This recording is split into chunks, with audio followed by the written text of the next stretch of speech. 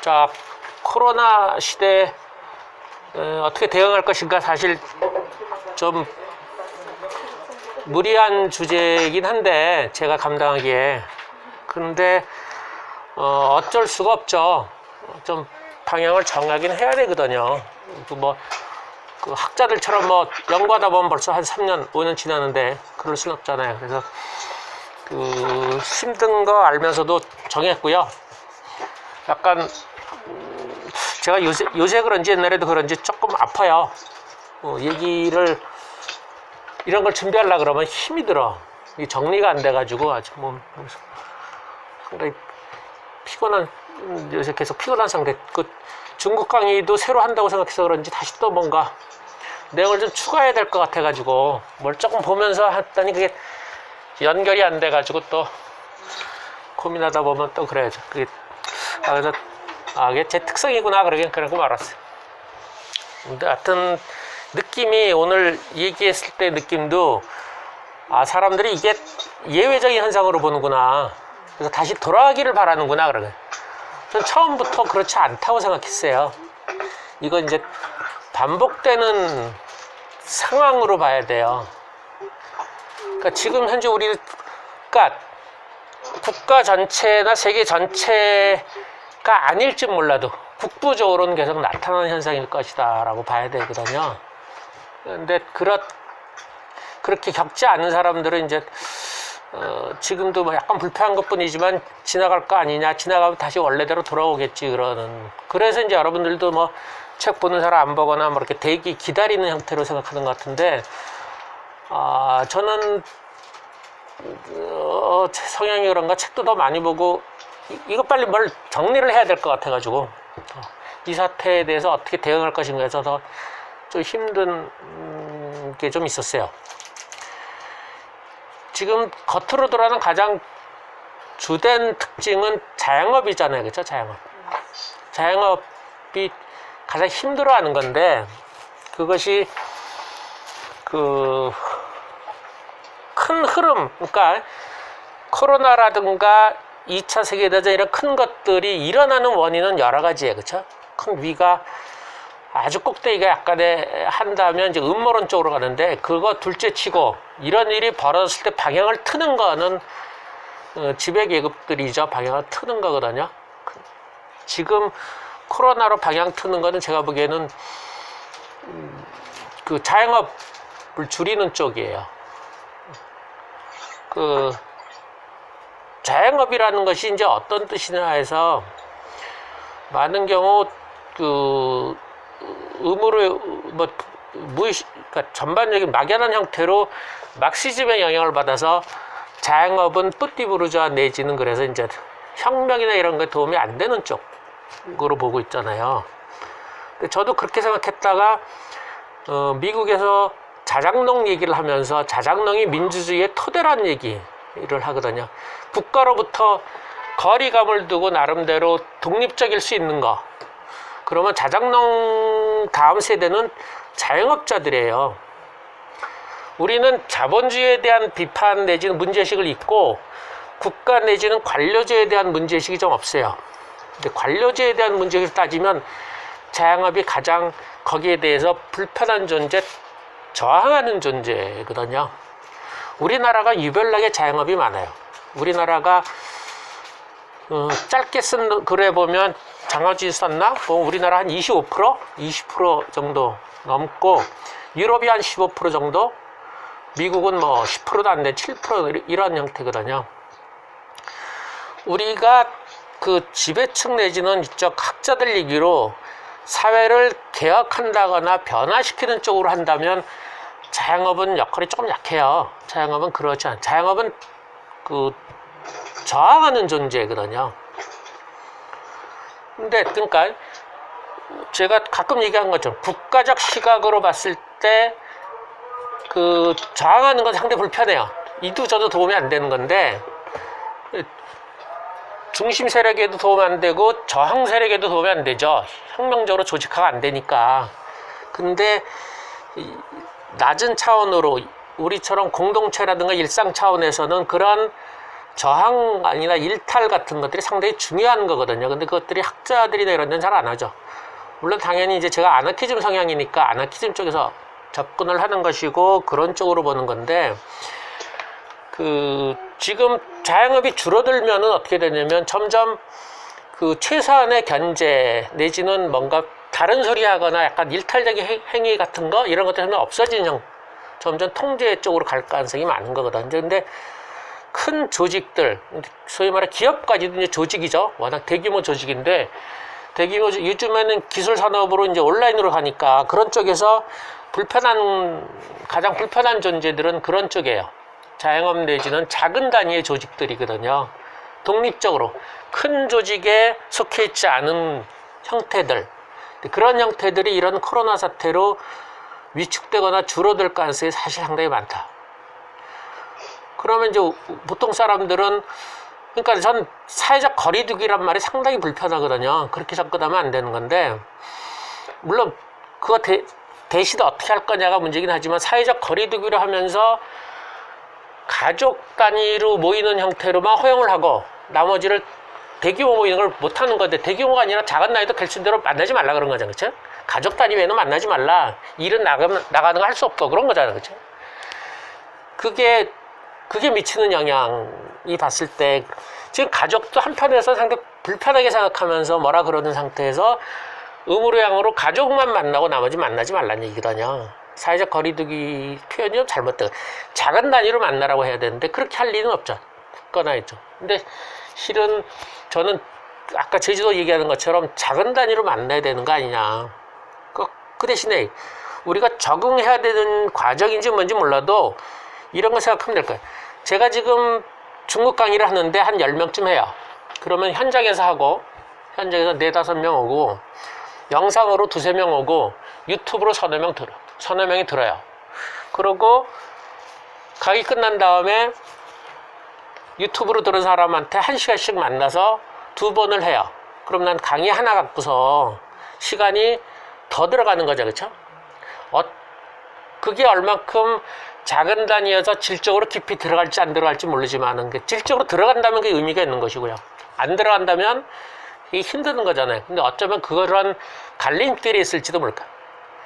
대형으로 만나지 않는 상태니까, 대형으로 직접 만나지 않고 온라인으로만 대형으로 만난 상태, 물론 실시간 아니라 이제 유튜브로 끄시던데, 그런 상태에서 소규모로 이렇게 만날 때 과도기 내지는 일부 사람들이 더 힘이 드는 거지. 옛날 같으면 한 번에 할 거를 여러 번 나눠서 하는, 수업도 그렇잖아요. 그렇죠? 수업도 한 번에 할 거를, 전 수업도 생각보다 많이 안 하는데 전 한 10명쯤 해요. 온라인으로 10명 하는데, 대표적인 게 현장에서 수업하고 온라인으로 수업하는 걸 같이 하자, 이렇게 같이 붙여놓고 하고, 누구는 온라인으로만 하고 뭐 이렇게 하는데, 온라인 포함해서, 제가 온라인 좋아하지 않지만 그래도 어쩔 수 없어요. 온라인 포함해서 그렇게 작은 단위로 하는 것들을 자꾸 해야 되는 거 아니냐. 그러면 온라인 장점은 직접 오지 못한 사람도 연결시킬 수 있는 게 장점이겠죠. 그래서 뭐 지금 춘천도 있고, 목포도 있고, 그다음에 일본도 있고 그러거든요. 그렇게 애들 일부 와서 수업을 해요. 온라인을 하는데, 상당히 힘들어요. 그게 초기여서 그런지 영상이어서 그런지 모르겠어. 하여튼 신경 쓸 것도 좀 있고요. 아무래도. 그리고 이 기술 다루는 것도 그렇고 뭐 하여튼 뭐 힘든 건 있는데, 저는 그거를 거칠 수밖에 없지 않느냐라는 생각을 해서 빨리 제가 해보는 거죠. 겪어보는 거라서 이제 적조를 하는 건데, 기본적으로 이 사태가 장기적으로 이런 사태가 반복될 것이다. 대형이건 작건 일상으로 돌아가는 게 쉽지 않다는 얘기는, 이런 물론 바이러스다 병균 이런 거의 문제가 아니라 자영업이 축소되는 형태로 드러나는, 축소되면서 그 다음에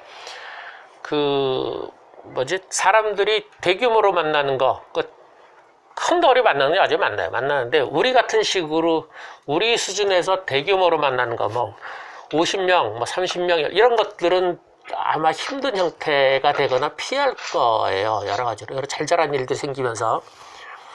대규모는 뭐 나름대로 어떻게 하겠죠. 그러면 자영업자들 내지는 이제 대규모 음식점이나 이런 서비스업 이런 쪽들이 변하는 건 변하는 것이고 우리 삶에서 그런 변화가 클 텐데 물론 이런 거를 지금 우리 사회 주도하는 거에 상당수 조금 다른 얘기를 하면 계급적으로 얘기하면 현재 드러난 형태 우리나라에도 드러난 형태는 중상층이 최근에 한 20년 이상 권력과 부를 독점하는 거. 그래서 우리나라도 이제 비판을 많이 해요. 세대 논쟁이 약간 벌어질 정도로 486 세대가 독점을 했고, 그리고 그것이 세습하기 위해서 여러 가지 편법 플러스 제도를 바꿔가면서 쓴다라고 하면서, 우리나라 현상을 강하게 비판하는 사람들이 책을 쓰는데, 그거는 미국도 마찬가지예요. 미국도 신자유주의가 오면서 확 벌어졌거든. 중상층이. 그러면 중상층은 우리나라와 한 15% 정도 되고 미국이 한 20% 정도 되는데 중상층이 확 독점을 하면서 그 밑에 중간층하고 분리시킨 거예요. 그렇게 그래서 격차가 벌어지니까 중상층의 부모들이 그 자기 자식들을 가만 냅두면 잘못하면 떨어질 것 같은데 그 격차가 너무 크니까 격차가 뭐 연봉이 우리 같으면 1억 얼마에서 연봉 한 6천 정도 이렇게 차이가 나버리니까 그리고 뭐 집이고 뭐가 다 그러니까 편법을 써가거나 아니면 어떤 식으로건 중상층에 집어넣기 위해서 이제 하는 거거든요. 그러니까 교육이니 뭐니 이런 데서 이제 대표적인 교육이니까 교육을 통해서 그걸 하니까 사립학교부터 시작해서 명문고부터 시작해서 그 다음에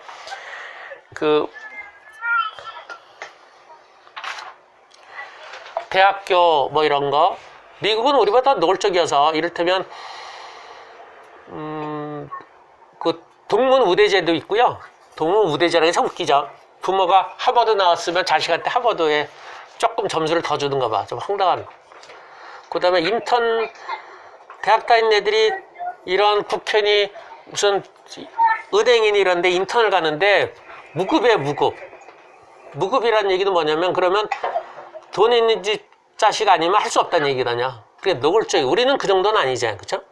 그래도 우리도 상당수가 중상층 부모들 자식들이 그런 명문고 대 지나서 다시 그렇게 자리 잡는 형태잖아요. 그것이 그 사회나 이런 데서는 그쪽 비판 사람들은 그들 비판하고 1%보단 거기가 더 중요하다고 하긴 하는데 저는 여전히 1%가 중요하죠. 1% 꼭대기가 방향을 잡는 거지. 자기네가 더 권력과 부를 더 많이 확보를 했지 더 벌어지면서 그 밑에 층들이 조금 따라와서 중상층을 형성한 거라서 더 크긴 하고 드러난 건 이제 거기는 눈에 잘 안 보이니까 이쪽만 보이는 건데 그런 형태가 지금 부모들 지금 세대가 한 80년대부터 해가지고 지금 자식들이 간신히 2세대로 나왔기 때문에 저는 근데 그 세대가 뭐냐면 중상층이라는 게 뭐냐면 주로 교수, 의사 이런 사람들이잖아요.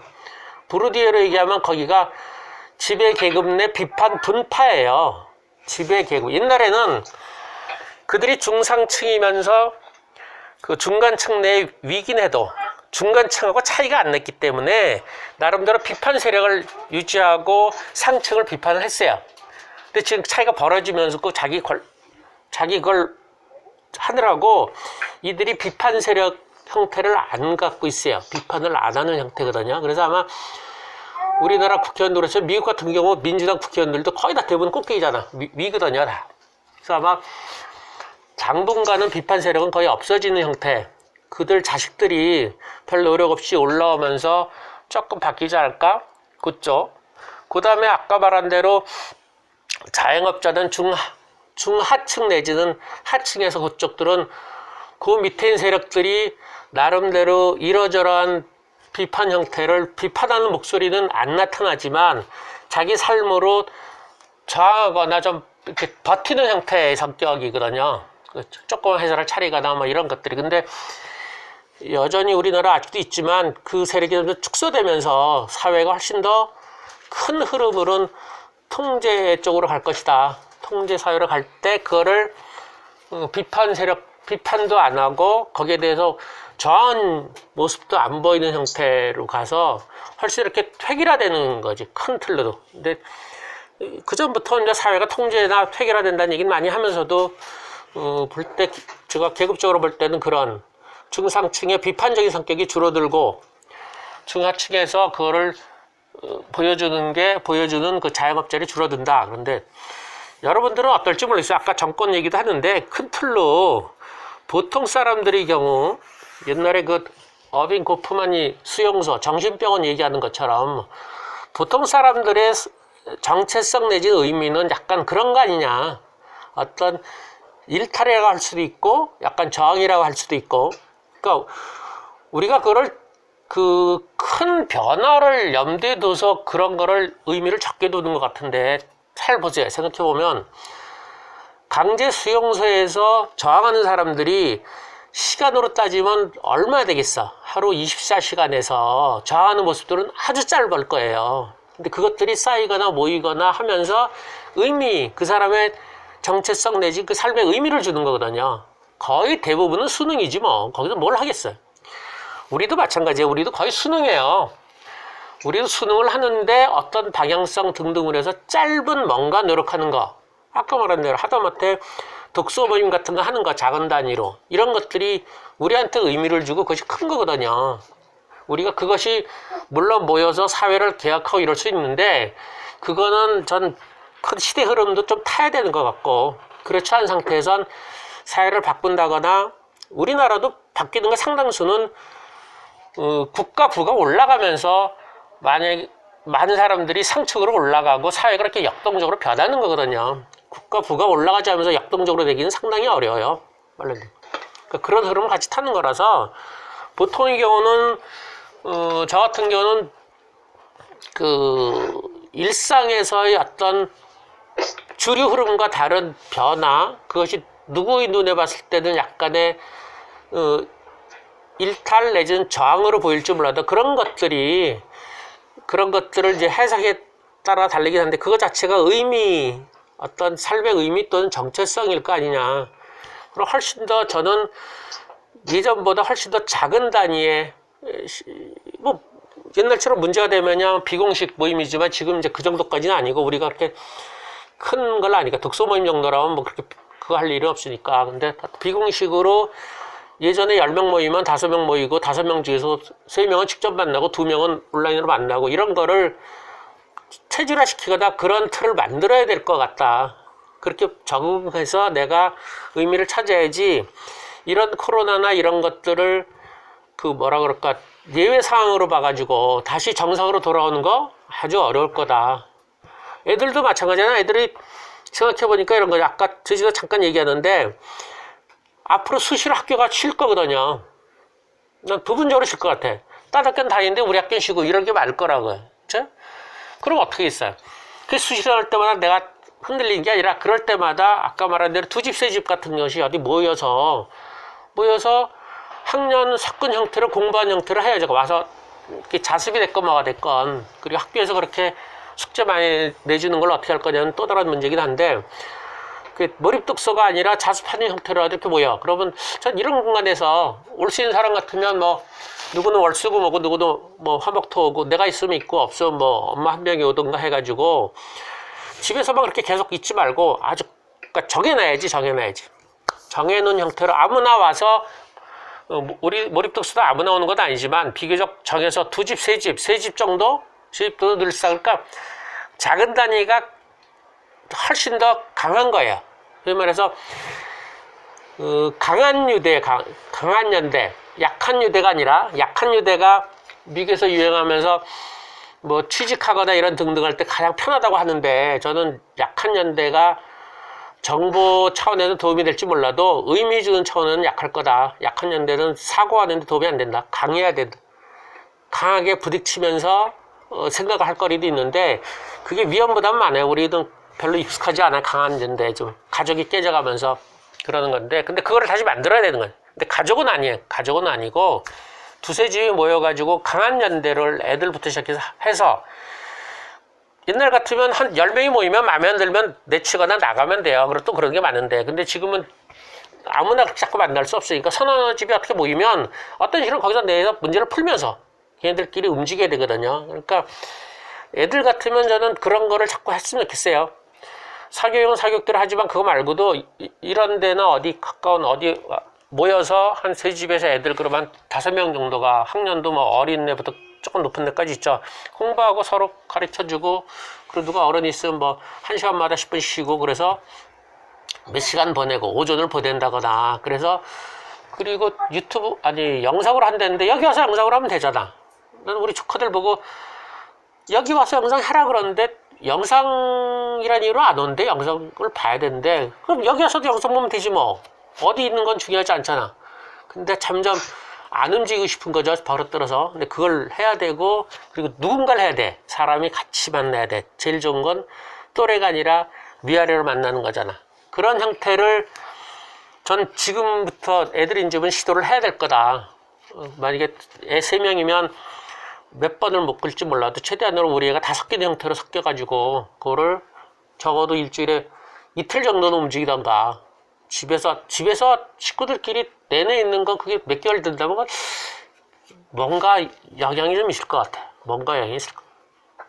그래서 작은 단위로 강한 연대로 자기 가족이 아니라, 즉 가족은 부정적인 게 워낙 많은데, 가족이 아니라 작은 공동체죠. 공동체 성격으로 애면 애 학습으로던가, 아니면 우리 같은, 나는 지금 여러분들하고 그걸 딱 권할까 그러는데, 내가 한 명한테, 우리 조카한테 영상으로 들려주기를 하거든요. 그 수업 아니야, 그건. 그 조카니까 하는데, 그거가 웬만큼 괜찮을 것 같아. 영상으로 들려주면 걔는 책 펼치고, 이제, 보다가 가끔 나 쳐다보고, 나 보일 때도 있고 안 보일 때 있는데, 한 40분에서 1시간인데 괜찮은 것 같아. 한 5학년? 걔 여자인데. 그래서, 내가 그런 거를 일단 걔 하는 시간 정해가지고, 걔 화요일날 5시부터, 6시부터 7시까지, 이러한 책을 읽어줄 테니까, 그거 들을 사람, 스카파트 들으라 그러면 되거든. 그래서 몇 명, 한 3~4명 이렇게 하면 되거든요. 그걸 꾸준히 하다가 이제 뭐 방학 때 어떨 때 한 번 만나면 되죠, 뭐.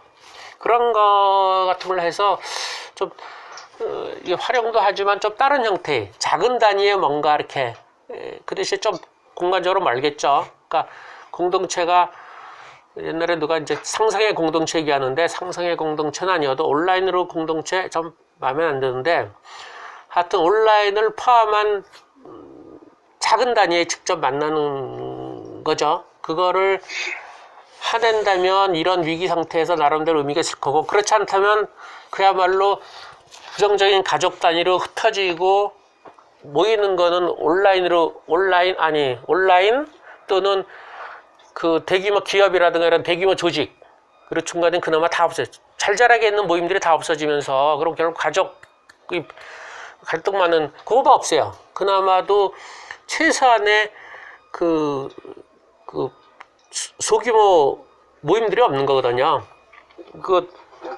이거 쓴 사람이 파트남인데, 이게 아이를 썼어, 정치학교인데. 이 사람이 나홀로 볼링 쓰면서 미국의 민주주의가 쇠퇴하는 게 그런 소모임들이 없어져, 그렇다든. 물론 거기 소모임은 뭐 볼링부터 시작해서 뭐 교회도 다 있긴 한데, 그런 거 포함해서 의미 있는 건 이제 독서라든가 이렇게 같이 뭔가 책 읽고 고민하고 토론하고 그런 것들이니까. 근데 그런 게 그나마가 지금 잘못하면 없어질 가능성이 많다. 그리고 실제로 큰 조직이나 온라인이나 국가나 이런 쪽은 그런 거가 불편해 할 거다. 그러니까 이런 계기에 의식무의식으로 그럼 불편하니까 이런 것들 그냥 아무 생각 없이 그냥 사회적 거리두기 그냥 나가는 거죠. 나가면 그런 것들이 다 깨지는 거거든. 자영업자 아무리 구제해줘도 날아가는 거거든요. 난 왜 빨리 안 하면 모르겠어. 자영업자 같은 거 먹는 거를 한 사람 건너뛰어서 먹고다 못 만나게 하면 어떡해. 어디 보니까 투명 유리판이라도 만들었대. 그럼 만들어야지. 얼른 보급해서 유리창 만들어서 이런 데다가 이렇게 칸막이 쳐가지고 하는 거, 그런 거 빨리 만들어서, 자영업자는 자리가 20명이면 20명이 차야지. 그걸 건너뛰어서 한 10명 앉으라 그러면 어떻게 그럼 막아는 거지. 근데 그런 거는 생각이 안 들어오거나 국가에서 지원할 생각이 없는 거는, 자영업자는 줄어드는 게 괜찮다. 옛날에 농민들 줄어드는 게 괜찮다 하는 것처럼 그런 생각이 있는 거예요. 그래서 그게 점점 냅두는 거거든. 누가 특별히 하지 않죠. 국가나 그쪽 위에서 짝 생각을 안 하는 거거든. 그러니까 그런 거와 마찬가지로 이런 잘 자란 형태의 독서 모임 같은 거는 사실은 그 교육이나 대학이나 이런 거로 봤을 때 별 필요 없는 거예요. 아니면 오히려 불편하거나 신경 쓰이는 거거든요. 그러니까 그런 거를 우리가 의식하거나 안 하거나 하고 있는 거라서. 근데 예전처럼 하려면 좀 재미도 있고 많이도 모이고 으쌰으쌰 하는데 지금 훨씬 더 그렇게 하려면 작은 단위여야 되고 한 번 만날 거 세 번 만나야 되고 온라인이니까 또 피곤하고 이러는데 그래도 그거를 이겨내야 된다. 그런 걸 자꾸 하는 걸로 해서 난 온라인 적극적으로 하라는 얘기야. 나 온라인 되게 인터넷 싫어하긴 하지만 그 자꾸 수업부터 시작해서 그냥 하라 그러는데 잘 안 하는데 어색하는 거 마찬가지. 나도 막 끊어지고 막 그래요. 끊어지고 빼지고 뭐 소리 안 들리고 뭐 화면 꺼지고 이러는데 가까운 사람부터 그냥 하는 거예요. 그냥 해가지고 뭔가 자꾸 틀을 만들어야 돼. 만들어 가장 이 상태에서 자연스럽게 이게 결코 일시적이지 않을 거다. 나는 그리고 이런 흐름은 계속 갈 거니까. 그래서 그런 작은 여러분들이 작게 하고 있는 그런 작은 모임들이 별거 아닌 것 같아도 그게 크게 봤을 때 어떤 최소한의 저항까지는 아니어도 나름대로 이렇게 막연한 견제 내지는 이런 게 되고 그게 없어지면 어떻게 되겠어요? 그게 없어지면 그냥 통제사회로 가는 거지 뭐. 대표적으로 다 획일화된 형태로 누가 말하면 우르르 가는 건데 우리는 아닌 형태의 강한 게 여러 가지 뭐 국민성부터 시작해서 있는데 난 계급적으로 보면 자영업자 내지는 그런 식의 국가로부터 뭔가 저항하는 거 그런 전통이 좀 있어서 그런데 지금 이런 사태로 점점 그런 목소리들이 줄어들고 있잖아요. 우리도 통제사회로 갈 가능성은 얼마든지 많아요. 우리도 한편으로는 또 잘 듣잖아요. 국가 말 잘 듣죠. 우린 저항도 하지만 그걸 잘 듣는 편이거든요. 근데 지금 우리 주변이 다 통제로 가잖아. 일본도 그렇죠. 중국도 그렇죠. 미국도 그렇고 소련이 그렇고 그래서 사실 우리도 상당히 힘든 상황이에요. 유럽의 한가운데 있는 것도 아니고 우리를 둘러싼 사강이 다 통제사회로 가고 있는 상태인데 우리가 거기서 버틸 수 있는 게 참 많지 않은데 그런 큰 흐름에서 작은 단위 그러니까 좀 피곤해도 열심히 온라인으로 수업하고 될 수 있는 대로 같이 수업을 하는 게 제일 좋죠. 현장에 한 명, 두 명 두고 온라인으로 한 명, 두 명 두고 자꾸 실험을 해보시라고 어떤지. 그리고 모임도 그렇게 하시라고. 모임도 독서 모임이나 이런 모임도 한 명 모여서 하고 난 그게 가능할지 모르겠는데 소리 때문에 문제네. 내가 생각하는 건 이런 모임에서 5명이 모이면 5명이 각자 자기 휴대폰, 노트북이나 이런 걸로 서너 명을 불러가지고 하면 딱 좋겠는데 그게 지금 소리 때문에 안 되는 거잖아요. 나중에 어떻게 기술적으로 되겠죠? 그렇게까지도 생각을 하는데 일단 내가 해봐야죠. 내가 한 2명이랑 같이 하고 2명은 화상으로 불러가지고 해야 돼요. 책을 보는 것보다는 책 보는 거 중요하지만 어떻게 들어 만나야 돼요. 우리 같은 비슷한 사람끼리 만나야 돼. 근데 그래도 웬만큼 떠들 수는 있어요. 뭐 아쉽게 끝난 다음에 뭐 먹고 그건 못하지만 그러니까 저는 조금 이게 좀 귀찮은 그리고 이게 시간이 지나면 해결될 뭐 이런 거로 생각하지 말고 이게 앞으로 계속될 것이고 코로나가 아니어도 아마 이런 형태의 흐름은 장기적으로는 갈 것이다. 왜냐면 내 막연한 생각이죠. 위에 불을 끌어올리는 거, 이 독점 이게 좀 고갈된 형태거든요. 그럼 이제 새로 뽑아내기 위해서는 우리 같으면 자영업자가 제일 큰, 그러니까 노름판으로 말하면 판돈 깔아주는 걸로 제일 큰 거거든요. 자영업자 줄만 거기서 넣는 돈들이 위로 올라가는 거래요. 우리나라는 적절로 갈 거고 전반적으로 그런 형태로 갈 거예요. 그래서 작은 단위 아까 말한 독서모임 이런 거 줄면 큰 조직들 생기지. 영리 조직 같은 것들이 독서모임으로 생기는 거거든요. 그러니까 적극적으로 한번 해볼 필요 있다. 결코 제 생각에 일시적인 게 아니다. 좀 약간 위기의식 이런 거를 느낄 정도로 일단 요 정도로 하고 질문 받을까요? 너무 빨리 끝났나? 예? 빨리 맞춰야지. 상실합니다. 질문 몇 개 받을게요. 거기 온라인으로 들은 사람 질문해보세요. 신적인 쌤이 제일 신경 쓰이지 않나? 혜경쌤이 저랑 의견이 다른가? 왜 이렇게 더워? 난 너무 더워. 너무 덥다.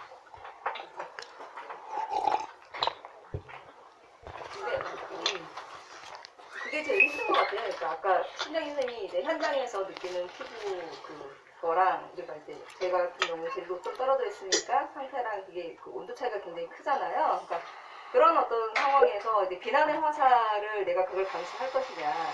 그러니까 그것까지 감수할 만큼의 이제 막 이게 뭐 그렇게 중요한 거냐 막 이런 게 막 자꾸 그렇죠. 들어가는 거예요. 그래서 이게 다 그럴 때 자꾸 난감하더라고요. 너로 인해서 그렇죠. 많은 사람이 피해를 볼 것이냐 할 때, 그러니까 여기 올 때까지도 비행기표 끊을까 말까 하면서도, 그러니까 비행기표 끊으려고 하는 순간 막 거의 막 확진자 수가 올라가는 거예요.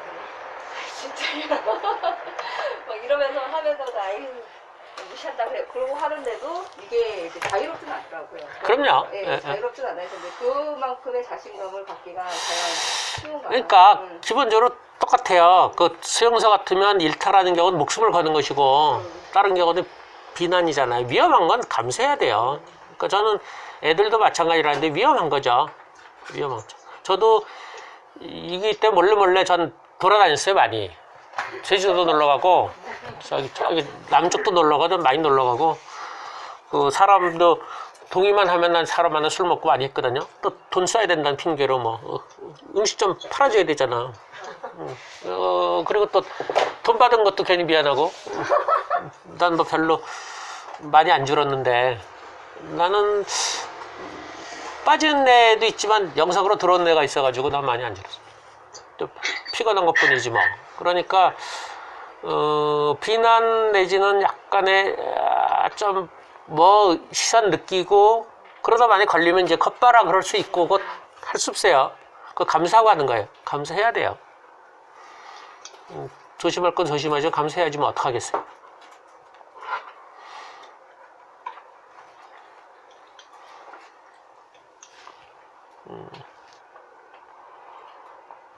혜경 선생님 질문하세요.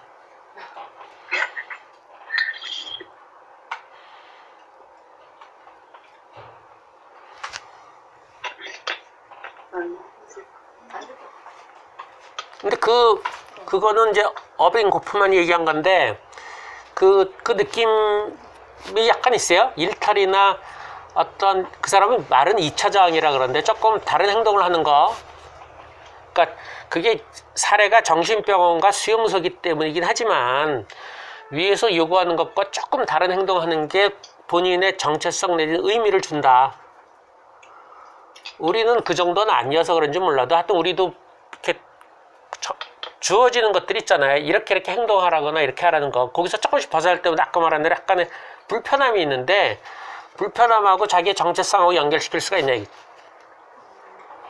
확신은 못 하는데요. 그러니까 제가 이제 그 소수명당 민중당 활동을 하면서 이제 거기서 내가 이제 얘기하는 것들이 있잖아요. 그게 이해가 안 받아들이는 게 있어요. 그러니까 뭐 거기서 이제 직급을 갖고 있으면 거기서 얘기하는 거를 당연하게 따르고 사람들은 대중한테 얘기를 해야 되는데 또 불편하면 얘기 안 하고 거기다 계속 딴 얘기를 하는 거예요.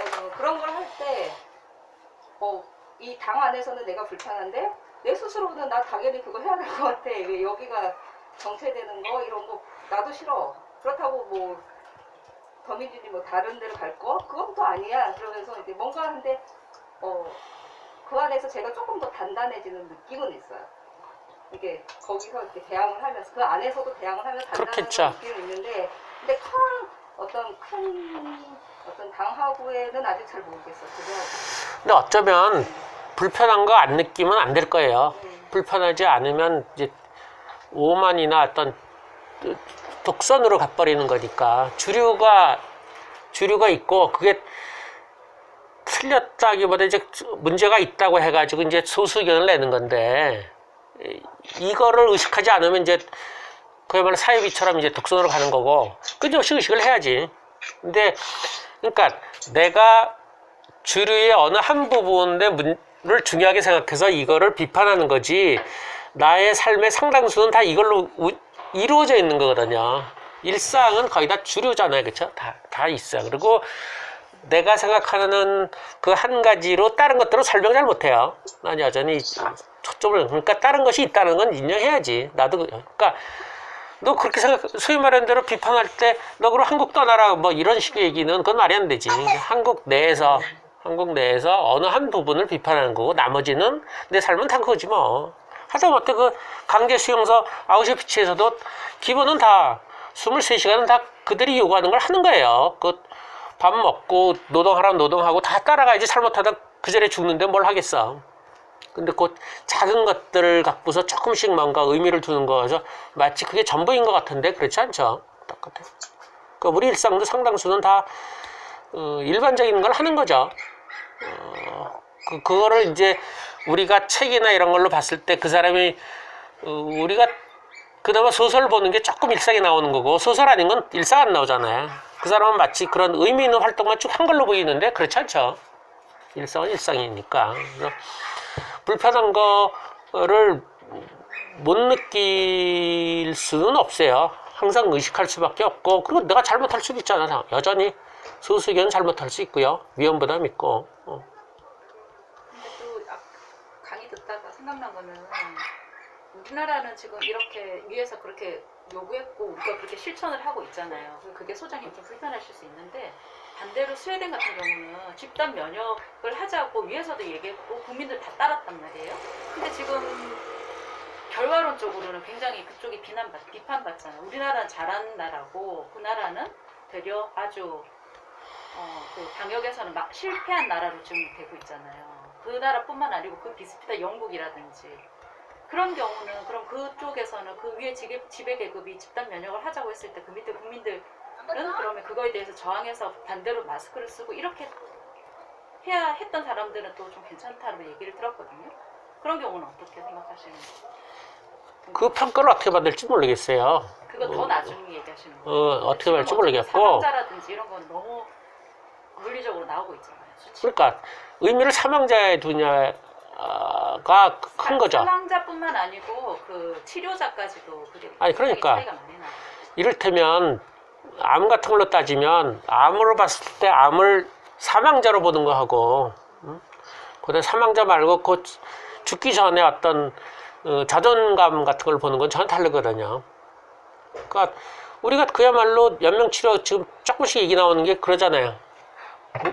생존으로 따지니까 연명치료까지도 허용하는 형태고 안 하면 이제 우리 부모님이 그런 상태에서 안 하면 친척들로부터 온통 욕먹는 분위기에서 지금 조금씩 얘기 나오는 게 연명치료가 의미 없고 뭐 그랬 나오잖아요. 그러니까 우리가 특히 현대가 그렇고 우리도 그런데 생존의 의미가 너무나 높아요.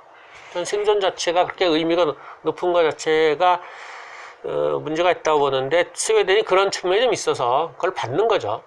그런 걸 감수한 상태. 그러니까 우리랑 좀 그런 형태. 계속 감수를 했으면 그걸 받아들이겠는데 지금 굉장히 180도 틀었잖아요. 그러니까 이제 그런 거 감수해도 어느 정도 될 거라고 생각했는데 그게 안 된 거잖아요. 그래서 틀었는데 그 정도를 그 국민들이 비슷하게 공유하는 것 같은 거예요. 근데 거기에 대해서 저항하는 거는 물론 여전히 저항할 수 있죠. 가치가 다르니까 그럴 수 있는데 거기에서의 어떤 가치는 어떤 이렇게 같이 자유롭거나 아니면 서로 이렇게 어울리거나 이런 삶들을 중시해서 약간의 위험부담 감수하고 그렇게 하자고 접근했던 것 같고 그러다가 좀 아니니까 조금 후퇴하자 뭐 이런 쪽으로 간 거니까 난 그것 때문에 뭐 사회가 혼란스럽거나 그렇게 되지는 않을 것 같은데 거기는 그렇지 않다고 저는 들어가지고 길게 봐서 모르겠어요. 오히려 이태리나 프랑스 같은 데가 생각보다 보이지 않게 그 전에 그쪽 의료 복지 같은 거 이런 것들 다 빼버리면서 지금 확 문제가 드러나서 그게 오히려 더 문제가 되겠지 뭐. 거기도 문제고 스웨덴하고 영국도 그렇다고 들었거든요. 근데 여전히 이게 그러니까 여전히 중요하죠. 생존하고 그 자유로운 것 또는 공동체로 이렇게 모이는 거의 갈등에서 선을 몇 대 몇으로 두냐. 근데 우리는 그런 논의 없이 너무 한쪽으로 확 가는 느낌이 좀 있어요. 근데 거기는 그런 논의를 한 거 자체잖아. 나름대로 해서 원래 벌어졌으니까 미군 논의도 아니고 막무가내로 밀어붙이는 거고. 그러니까 그거는 모르겠어요. 길게 보면. 근데 이게 또다시 비슷한 게 나면서 사망률이 더 높은 게 나오거나 사망률이 얕은 게 나오거나 이럴 때 또 어떻게 나올지 모르죠. 여전히 가능성 많고요. 하여튼 참 여러분 믿기 어렵긴 했지만 암 같은 경우 보면 암으로 치료하는 경우가 사양이 많다고 하긴 하지만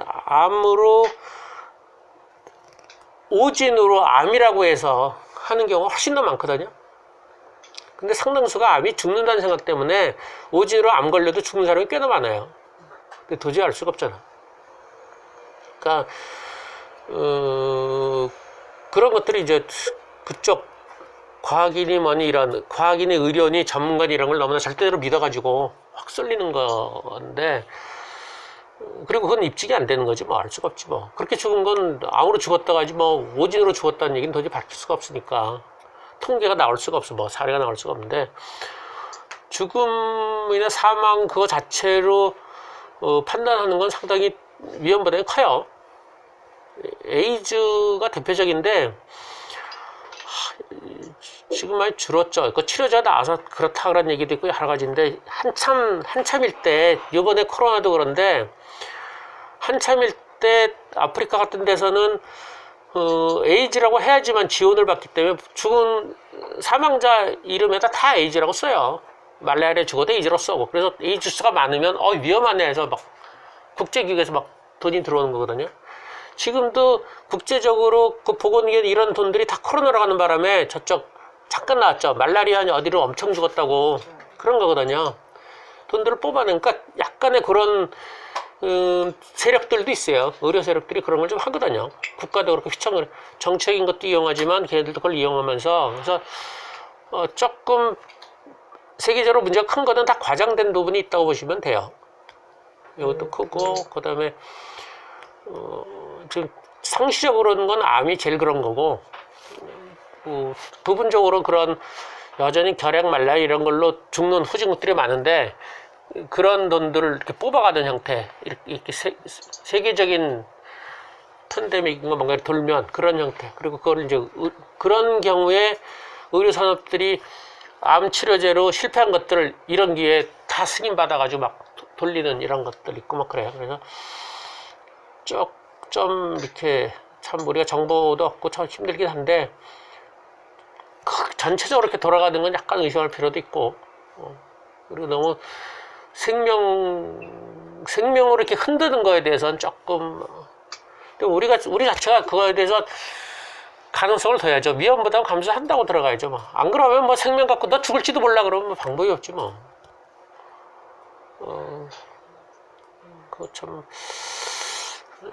우리 보통의 경우에 그렇지 않으면, 그래도 우린 죽을지도 몰라까지는 자기는 받아들이는데, 이제 남한테 피해가 될지도 몰라 그러면서 이제 그러는 거잖아요.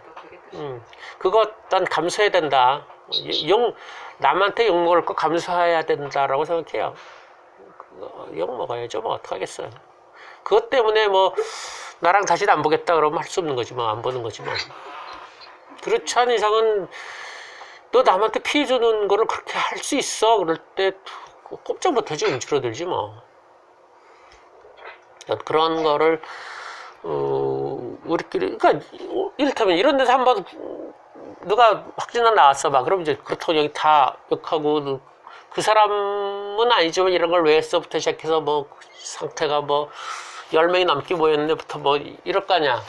그럴 때 목소리 뭐라 그러면 이제 감사하고 듣는 것이고, 그 다음에 뭐 좀 적게 만나든지 했던, 난 인원이 적을 뿐이지 만나는 건 만나야 된다는 얘기인데, 이런 경우에 만나는 걸 안 하고 뭐 비판하고 이러면 이제 확 움츠러드는 거죠.